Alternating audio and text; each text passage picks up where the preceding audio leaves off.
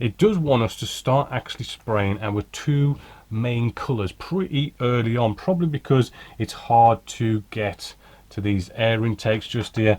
Not only that, we've then also got to spray this nice and sort of like a steel colour, and as you can see, that's going to sort of be hard to sort of mask up and everything. So pretty good idea to start spraying our main colours just on the inside just there. So the colours that we've used is we have the Mr. Hobby Aquarius 330, or shall we say H330 and H331, which is basically dark green and dark sea grey. Right, nice colour matches, apparently probably a really good one for this job to do. So I'm going to go off and sort of get the rest of these sprayed up, and don't worry, we'll touch on spraying a lot more when we get to the spraying stage. So the last little touch to our cockpit area is going to be to get those instrument display panels sort of nicely glossed up. I like using the glass coat Gauzy agent. This is by AK Interactive. Probably one of the nice shiniest substances we can get in the business. It is rather nice. Probably not a good idea to shake this stuff because it really does kind of foam up quite quickly. We only need a little bit, and let's see if I can get you in as close as we can. And what we tend to want to do here, right, if I can just get you on camera, we'll try and do that nice big dial in the middle there. Instead of trying to paint those perfectly tiny little circles, right, this stuff, it is thin enough that we can get away with sort of letting the actual flow of liquid here to sort of flow around and painting all those little edges. So I'm just sort of like touching the middle.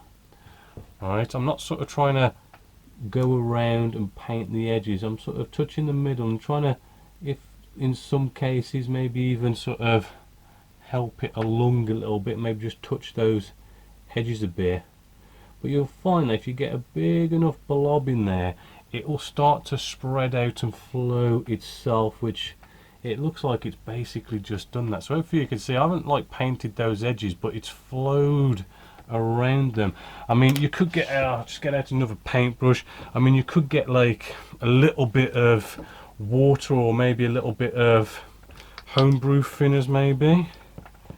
Right, I mean, if you want to sort of help it a little bit more along, you can sort of maybe very lightly paint on one of the dials, right, whereby we sort of get a bit of that sort of thinners and water mixture that we have for our homebrew thinners, which sort of flows in and around a lot nicer. And you can already see that sort of, hopefully you can see that sort of flowed in there. So then when we come in, just changing paintbrush with our Gauzy agent, it should help it flow nicer. We should just literally touch that and we should have that one all nicely done, although I think I've blobbed that on a little bit too much.